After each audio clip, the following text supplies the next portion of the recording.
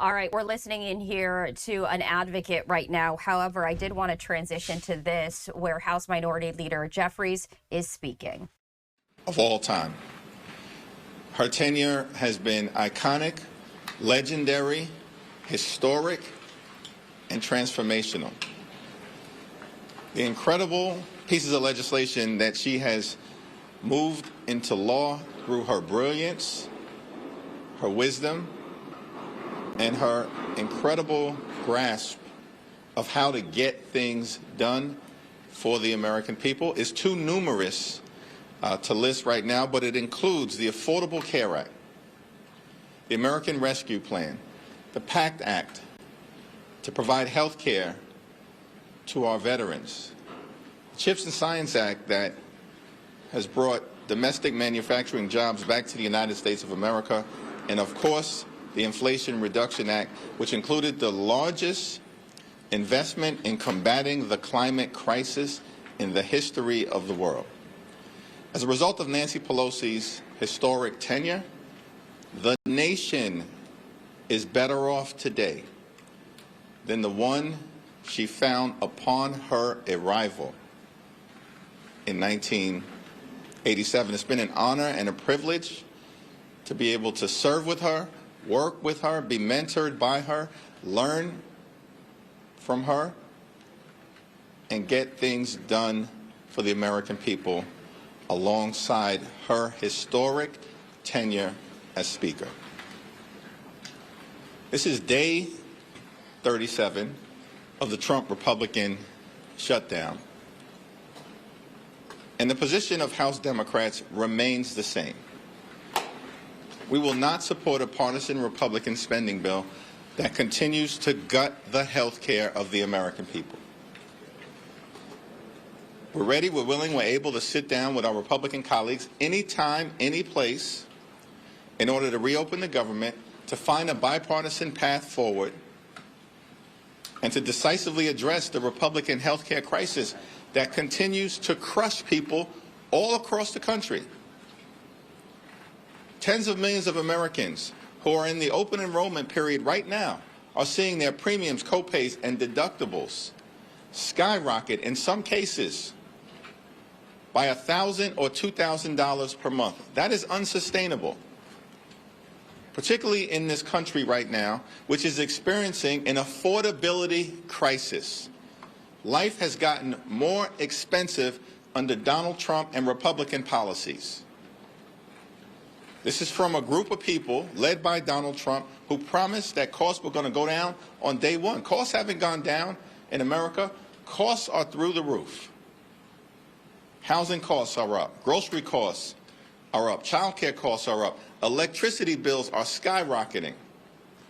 And now, because of the Republican refusal to extend the Affordable Care Act tax credits, health care premiums are going to drive some people into medical bankruptcy, and tens of millions of folks won't be able to provide a doctor when they need one. That's why we have to decisively address the Republican health care crisis. And that's why we need Donald Trump to show some leadership. Stop hiding. Show some leadership. Direct Mike Johnson and John Thune, both of whom work for you. Donald Trump is the puppet master of congressional Republicans. Show some leadership. Direct them to sit down so we can authentically enter into a bipartisan negotiation and end this Republican madness now. Questions? Michael? Thank you, Mr. Leader.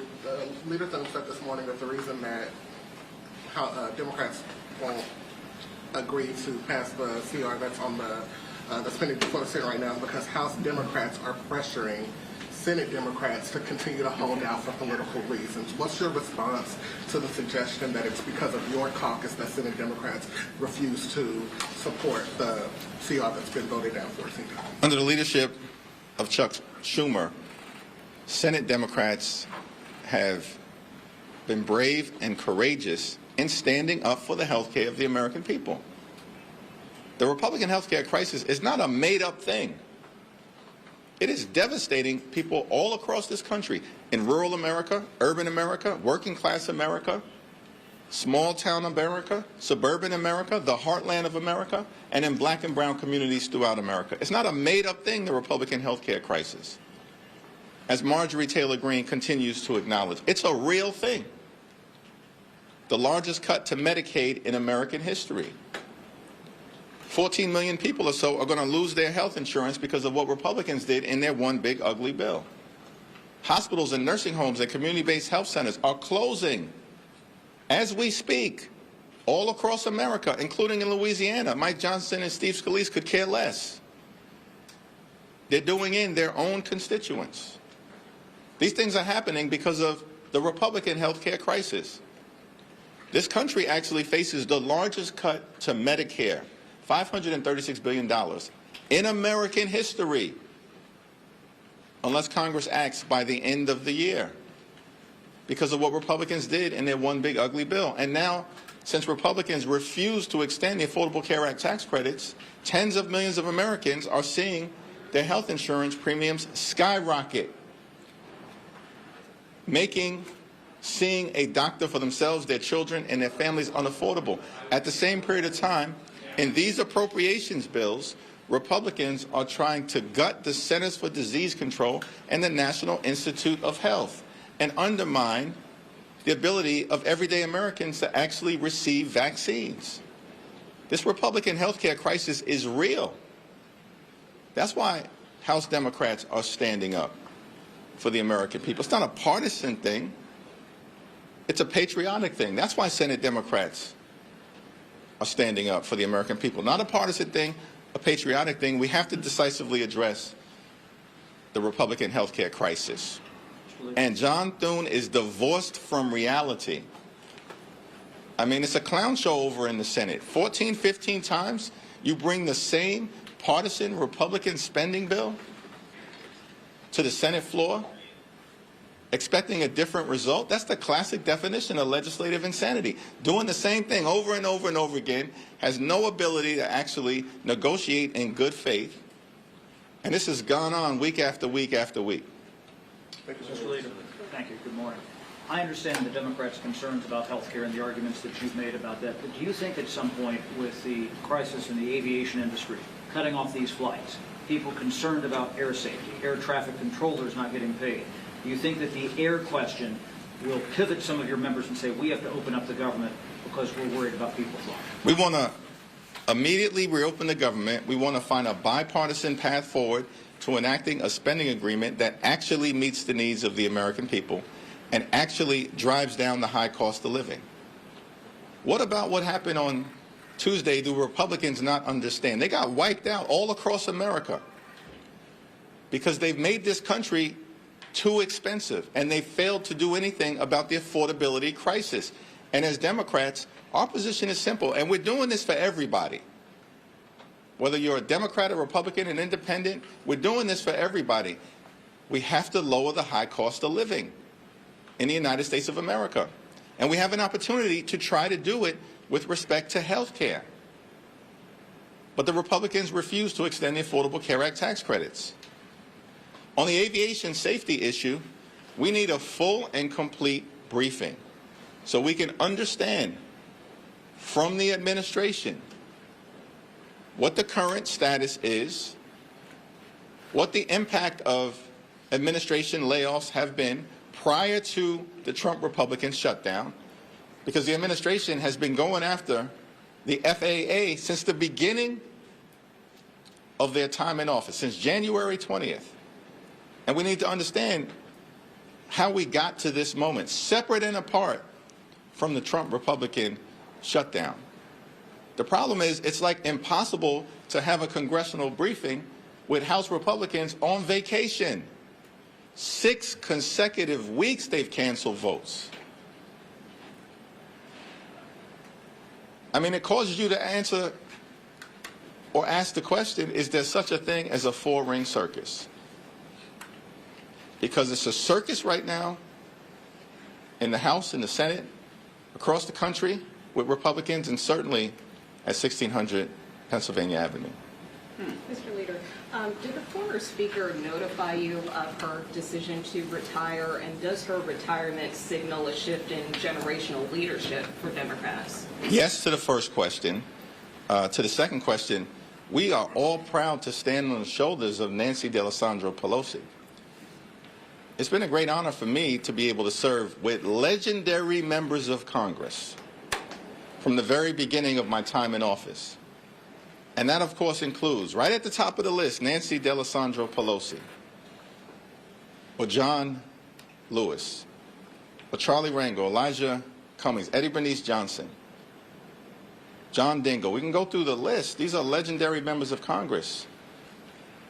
And, of course, right at the top of that list is Speaker Emerita Nancy Pelosi. Thanks. Speaker Johnson says he won't even guarantee a vote on the ACA issue. Can you react to that? Well, Mike Johnson has claimed over the last several weeks that Republicans are the party of health care. That's a joke. Why does this guy keep lying to the American people? Week after week after week, it's a new story. Because for several weeks, we were told that Republicans had a health care plan, and that Republicans had planned all along to address the Affordable Care Act issue, and the fact that these tax credits for working class Americans, middle class Americans, and everyday Americans are about to expire. And Republicans can't be bothered. This from a group of people who somehow found $40 billion to bail out their right-wing dictator friend in Argentina. $40 billion to put Argentina first, not America first. Republicans have put Argentina first. And they can't find a dime to extend the Affordable Care Act tax credits. This is part of the reason why Republicans were rejected all across the country, pummeled, shellacked, beaten down electorally all throughout America, because they have failed to address the affordability crisis. And instead, everything that these Republicans do, including their one big ugly bill, is about providing massive tax breaks to their billionaire donors and subsidize the lifestyles of the rich and shameless. Thank you, Leader Jeffries. With Speaker Emerita Pelosi not seeking re-election, this coincides with Mayor-elect Mamdani in New York City. So as he is on the shoulders of Speaker Emerita Pelosi and looking ahead, how will you work with him to make New York City better? Well, as I've indicated, it's incumbent upon all of us, everybody in New York City, to make sure that the mayor-elect is successful. People who supported him and people who did not support him. There's a time for politics and there's a time to govern.